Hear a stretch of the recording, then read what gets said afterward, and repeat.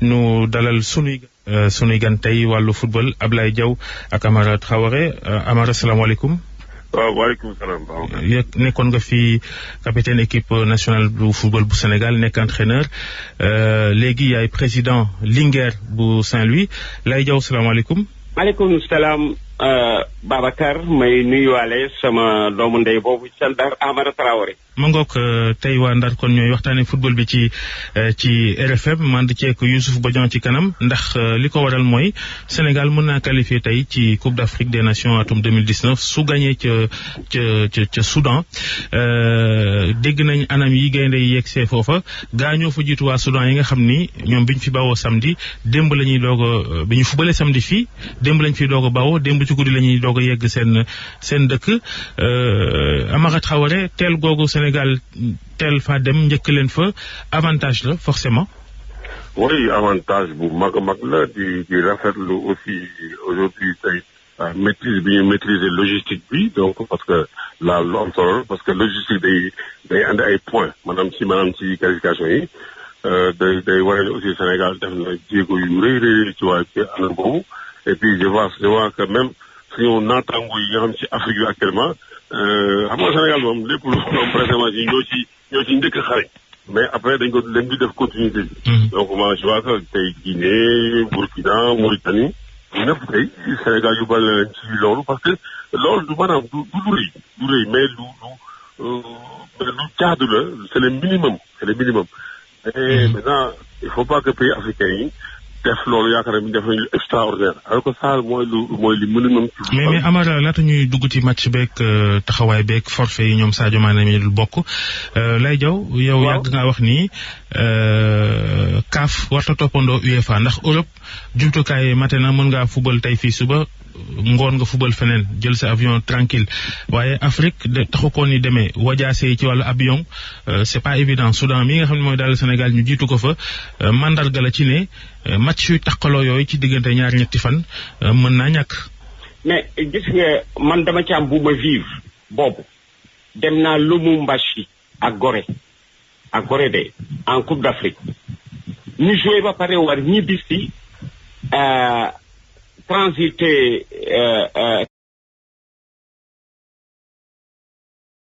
Cameroun amuñu vol bu ñu indi Dakar. Le match devait se jouer 2 semaines après. 2 semaines.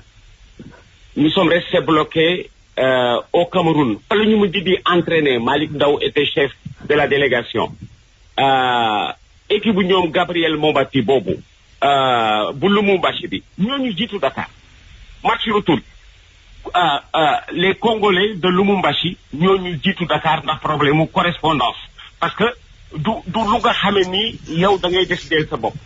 da ngay dépendre ci structure da nga ciy dépendre mais suñu qualification coupe du monde de 2006 à Lomé mais loolu ñu ko perdre loo on a perdu à Lomé maa ngi koy fàttaliku parce que Guy Stéphane équipe bi aéroport 3 heures du matin lañ fi jógee ci ku fi waroon jógee 19 heures la veille du départ Guy Stéphane ma dit Ablaye on va passer la nuit dans l'avion. C'est inconfortable. Nos adversaires dorment déjà. On aura un retard de 24 heures. On perd à Lomé 3-1. Qualification Coupe du Monde. Dès le voyage, on a perdu le match. Parce que les tukki bi lu ci am importance la ci yoonu match yi xoolal Amara wax na ko tout à l'heure ñun ñoo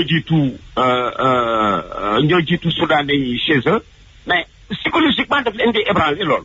Youssouf Bodian. waaw peut-être ginnaaw mu nuyoo Abdoulaye Diaw nuyoo Amara Traoré. coach déjà ci ñu dugg ci match bi ak forfait yi nga xamante ne annoncé nañ ko bu ci mujj Sadio Mané ginnaaw gi Idrissa Gana Gueye waaye tamit Moussa Konaté est-ce que ci match bu mel nii ak li ñu gis ci adversaire bi amul tellement d'arguments fii ci Ndakaaru opportunité la pour sélectionneur pour mën a gis yeneen joueur gën leen may temps de jeu. waaw bi ñu gisee maanaam adversaire bi. bu ñu xoolee parcours adversaire bi ci éliminatoire yi donc je pense que mooy seen ñetteelu partie bi ñuy perte bon li ñu wane Dakar aussi war na ne que ni équipe ñi nga xam ne ñoo fi ne war nañ fa mën a def résultat lay wax parce que source de recul boo xam ni mën nañu public mën nañu transcender et ainsi de suite. Mais donc bu ñu xeeb match boobu donc match international benn du tuuti. Donc maintenant c'est vrai que man li may ñaawlu ci mbir mi mooy la cascade de blessures yi nga xam ne am nañ ko. Effectivement. waaw blessure nag moom du tàggu. lu tax ma koy ñaawlu mooy parce que on est au mois de novembre. on va pratiquement on arrive au mois de novembre. après match bi ñaari match mooy des pour éliminatoire ñaari jeex. après bu ñu fàttali mois de mai rek mois de mai mois de dañu dem Coupe d'Afrique. am na base équipe bu taxaw et que à l'issue dañ ko saf lu rëy saf si bon man même su fekkee d'accord ba si saf si mooy. na nga jël coupe bi. rëy donc loolu heure bii ku war a jël coupe heure bii c'est équipe bi nga war a jëli war na mën a taxaw.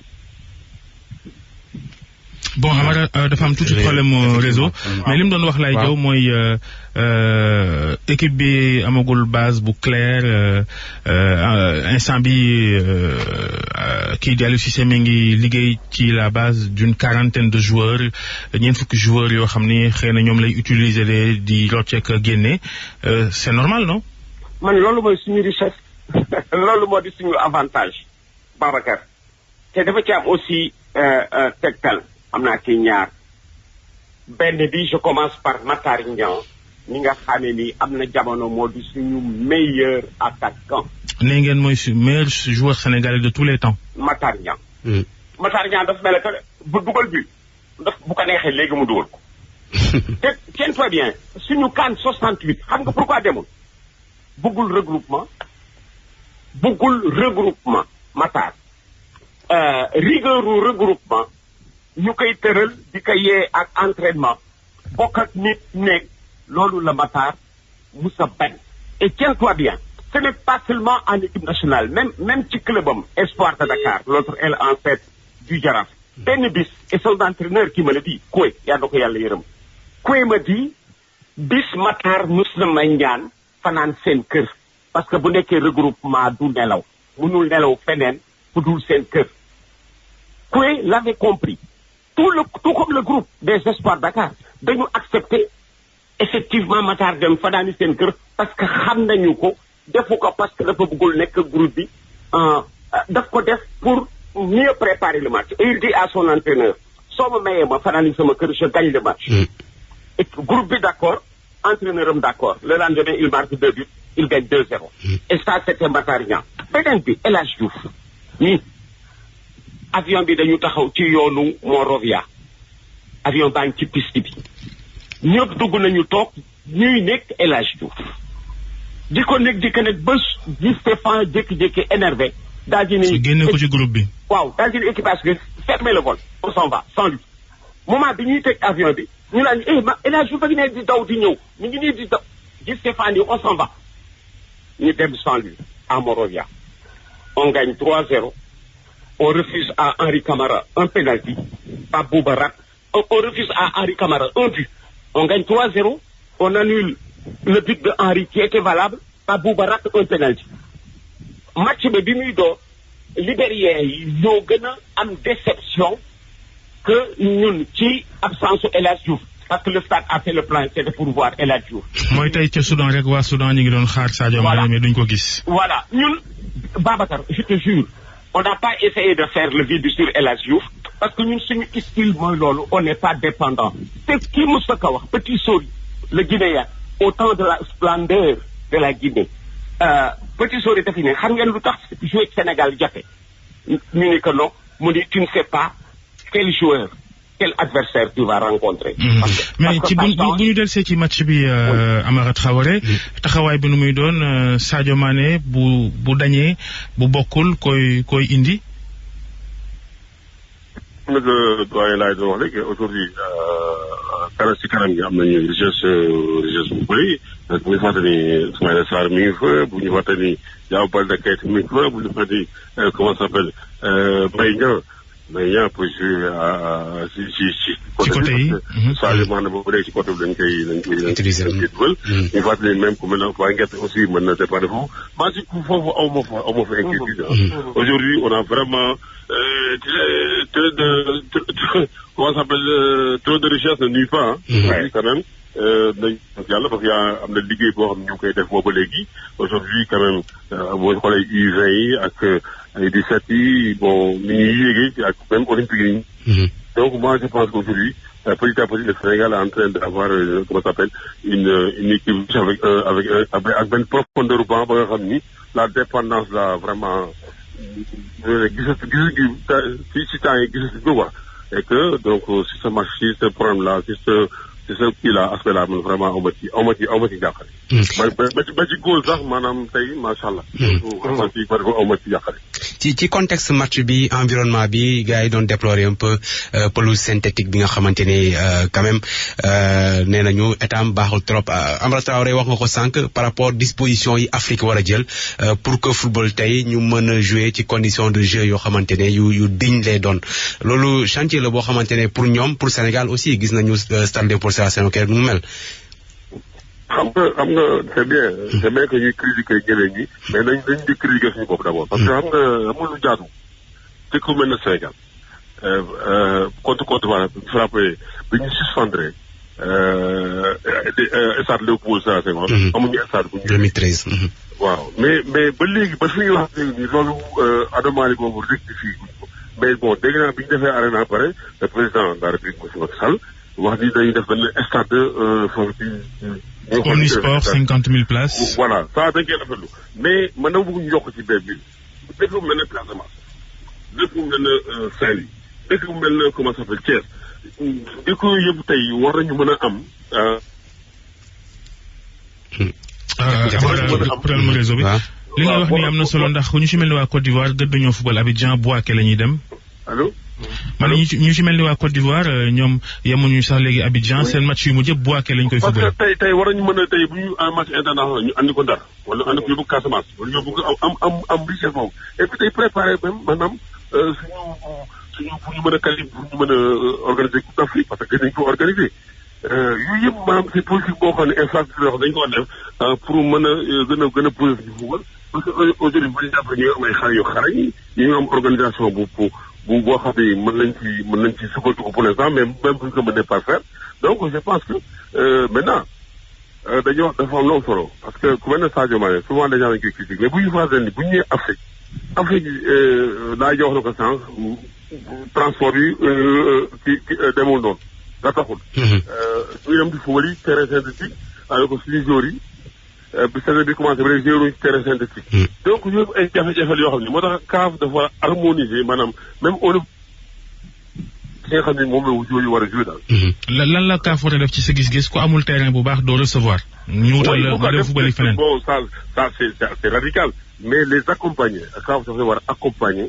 équipe yi ba nga xam ni parce que les moyens yi kaa ba nga xam équipe yëpp xool leen accompagner ak FIFA par exemple maanaam ci agence protocole xool leen accompagner ba équipe yi au moins am terrain maanaam terrain synthétique comment ça s'appelle terrain gazonné boo xam ne nit ñi moo dañu mën a Lay Diaw Lay Diaw dama bëggoon laaj Lay Diaw ndax ñi ngi bayal di jéem a raay Sénégal ak kilifa yi nga xam ni ñoo ŋànk sport beeg pelouse stade Léopold Sédar Senghor bi nga xam ni daanaka gàcce la c'est un scandale avant match keroog bu samedi bi ñi ngi doon wax ni wéy dina baax nañ ko defar bi match bi démarré gis nañ ñëpp ni mu demee mais loolu jaaduwul Lay Diaw.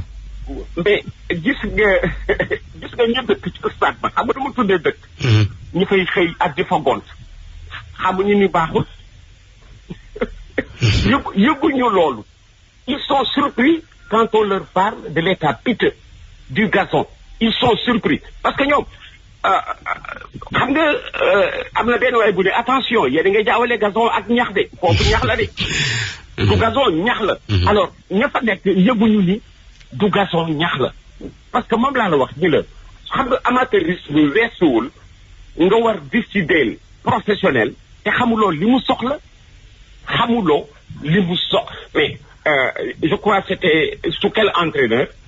équipe bi nekk na fi en stage à Dakar ak di commencer stage bi joueurs bi ñu ñëwee à l'entraînement dañuy bi état joueurs yi ñoo cotisé pour tailler le gazon bi.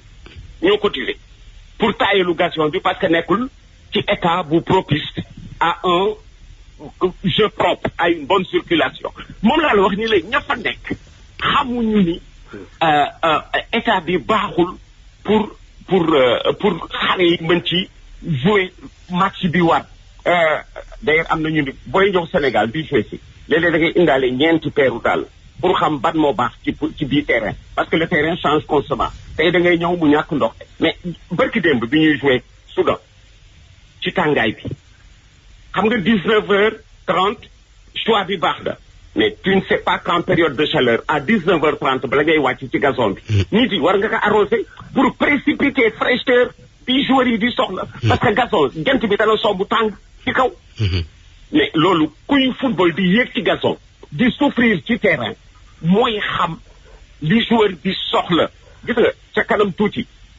tuuti pour diriger une structure comme celle-là da ngay nekk un compétiteur de fraîche date Joseph Antoine Bell wax na ko nit ñi di ko ñaaññi mais il a parfaitement raison il faudrait que ñiy teg équipe bi ci terrain bi mus fa dugg di fa jóge pour xam la fa nekk.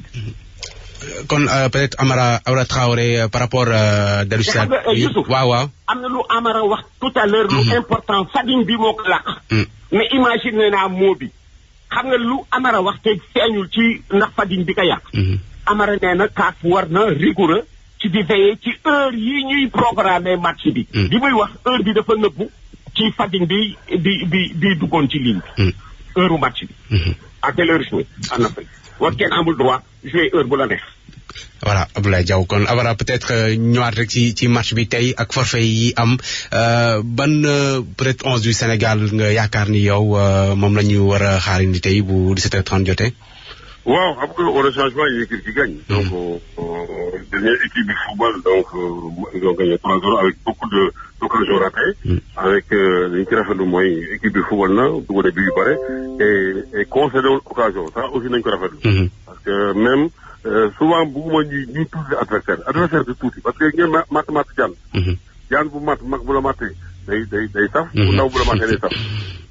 donc voilà donc Soudan ñu ngi fi équipe mag lañ. mais match bi vraiment je vais féliciter à lui ak son équipe parce que quand même ils ont pris l'adversaire au sérieux. maintenant équipe boobu gagné na joueur yi gagné nañu. maintenant am Sadio Mané forfait mais bu ñu fàttali Ismaïla Sarr keroog démarré wul. Ismaïla Sarr démarré wul. footballul sax kii Mbodj. Ndoye mën na remplacer valablement Sadio. Cheikh Ndoye mën na Sadio Mané donc vraiment tey moom nañ sant yàlla parce que am nañu polyvalence bi am nañu richesse bi. donc moi en tant qu'entraîneur tey loolu bu amoon automatiquement c'est voilà les choix à faire. surtout que Cheikh Ndoye day andi loo xam ni amuñu ci match bi. parce que match yi passé bu fàtte ni yaay am na ay taatu yu doy waar assistants yi fa am. donc sur ce défi-là Cheikh Ndoye peut répondre effectivement donc voilà parce que des fois équipe match bu amee bu mel noonu équipe il faut mu am kenn koo xam day répondre pour mën a calmer l'adversaire. donc sur ce point-là je pense que Cheikh Ndoye est vraiment prêt pour aider à ce niveau de la et devant. valablement je m'en ça ko présenter bien. très bien ñu lay gërëm Amara Traoré ancien joueur ancien entraîneur président de club. après président de fédération n'est-ce pas. di nuyu Ablaye donc vraiment di am plaisir di partager problème mais par contre dama bëgg benn pression may def. président du métier non président du métier président c'est une fonction. mais moi mon métier c'est entraîneur dans l'âme waaw entraîneur dans l'âme. wax yow maa ngi ci terrain bi di après sama entraîneur yi. mi ngi noonu jërëjëf bonne chance à la Linguère jërëjëf Laye Diaw jërëjëf Amara Traoré ñu leen di waaw Laye Diaw. li ma la doon li mooy man am naa équipe bi. 11 bi war départ. Aïcha bismillah. am naa ko biig c'est équipe bi terminée moins Sadio Mané. plus Ismaïla Sarr à sa place. mi ngi noonu kon avec Opanguette entre autres jërëjëf Laye Diaw jërëjëf Amara Traoré.